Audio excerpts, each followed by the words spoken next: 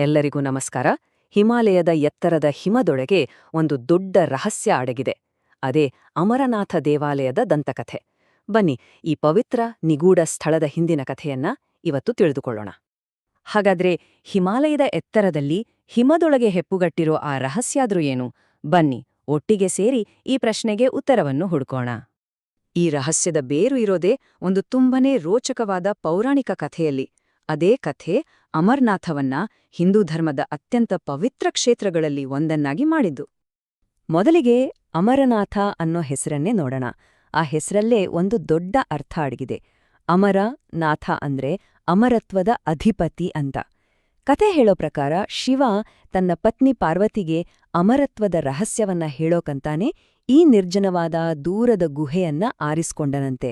ಆದ್ರೆ ನೋಡಿ, ಈ ರಹಸ್ಯವನ್ನ ಯಾರಿಗೂ ಗೊತ್ತಾಗ್ದೆ ಹಾಗೆ ಗೌಪ್ಯವಾಗಿಡ್ಬೇಕಿತ್ತು. ಅದಕ್ಕೋಸ್ಕರ ಶಿವ ಏನ್ ಮಾಡಿದ ಗೊತ್ತಾ?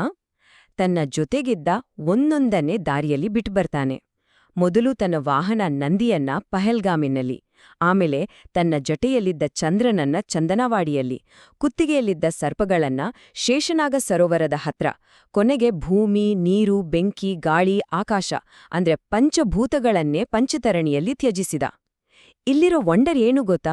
ಶಿವ ಹೀಗೆ ಒಂದೊಂದನ್ನೇ ಬಿಟ್ಟು ಬಂದ ಜಾಗಗಳೇ ಇವತ್ತು ಅಮರನಾಥ ಯಾತ್ರೆಯ ಪವಿತ್ರ ಮಾರ್ಗವಾಗಿವೆ.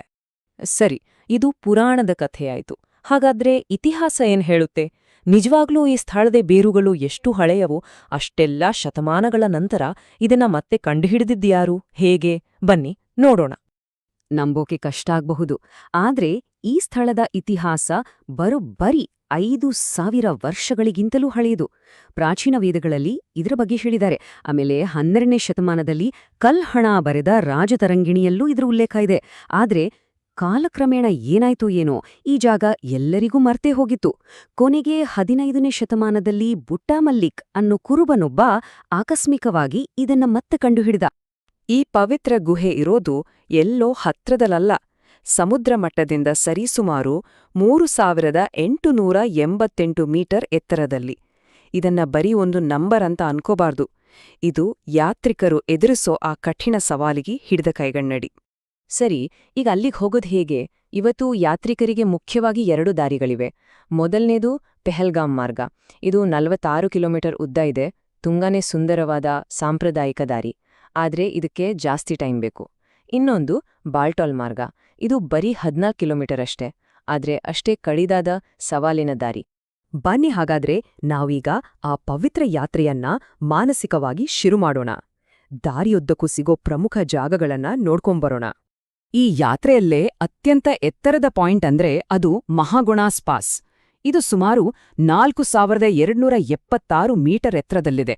ಅಬ್ಬಾ, ಆ ಜಾಗದಲ್ಲಿ ನಿಂತಾಗಿದೆಯಲ್ಲ, ಹಿಮಾಲಯ ಎಷ್ಟು ದೊಡ್ಡದು, ಅಲ್ಲಿನ ವಾತಾವರಣ ಎಷ್ಟು ಕಠಿಣ ಅನ್ನೋದು 2 ಒಟ್ಟಿಗೆ ಅನುಭವಕ್ಕೆ ಬರುತ್ತೆ. ಈ ದಾರಿಯಲ್ಲಿ 2 ಬಹಳ ಮುಖ್ಯವಾದ ಜಾಗಗಳು ಸಿಗುತ್ತವೆ. ಒಂದು ಶೇಷನಾಗ ಸರೋವರ. ನೆನ್ಪಿದೆಯಾ? ಶಿವ ತನ್ನ ಸರ್ಪಗಳನ್ನ ಬಿಟ್ಟಿದ್ದು ಇದೇ ಹಿಮಸರೋವರದ ಹತ್ರ. ಇನ್ನೊಂದು ಪಂಚತರಣಿ. ಇಲ್ಲಿದಾನೆ ಶಿವ ಪಂಚಭೂತಗಳನ್ನ ತ್ಯಜಿಸಿದ್ದು. ಇಷ್ಟೆಲ್ಲ ಕಷ್ಟಪಟ್ಟು ಪ್ರಯಾಣ ಮಾಡಿದ ಮೇಲೆ ಕೊನೆಗೂ ನಮ್ಮ ಗಮ್ಯಸ್ಥಾನ ಅಮರನಾಥ ಗುಹೆ ತಲುಪ್ತೇವೆ. ಆ ಹಿಮಾಲಯದ ಗರ್ಭಗುಡಿಯ ಒಳಗೆ ಕಾಲಿಕ್ರೆ ಅಲ್ಲಿ ಏನಿದೆ, ಏನಿರ್ಬೋದು? ಅಮರನಾಥದ ಬಗ್ಗೆ ಎಲ್ಲಕ್ಕಿಂತ ದೊಡ್ಡ ವಿಶೇಷತೆ ಏನು ಗೊತ್ತಾ? ಇದು ಯಾರೂ ಕಟ್ಟಿದ ದೇವಸ್ಥಾನ ಅಲ್ಲ. ಹೌದು, ಇದು ಮನುಷ್ಯರು ಕಟ್ಟಿದ್ದಲ್ಲ. ಇದು ಪ್ರಕೃತಿಯೇ ತಾನಾಗೆ ಸೃಷ್ಟಿ ಮಾಡಿದ ಒಂದು ಅದ್ಭುತ ಪವಿತ್ರ ತಾಣ. ಗುಹೆಯೊಳಗೆ ಹೋದ ತಕ್ಷಣ ಕಣ್ಣಿಗೆ ಬೀಳೋದೇ 3 ದೈವಿಕ ಹಿಮದ ರೂಪಗಳು. ಖಂಡಿತ ಇಲ್ಲ, ನೀರಿನ ಹನಿಗಳು ಒಂದೊಂದಾಗಿ ಹೆಪ್ಪುಗಟ್ಟಿ ತಾವಾಗಿಯೇ ಈ ಆಕಾರಗಳನ್ನ ಪಡೆದಿವೆ. ಒಂದು ದೊಡ್ಡ ಹಿಮಲಿಂಗ, ಶಿವನ ಸಂಕೇತ.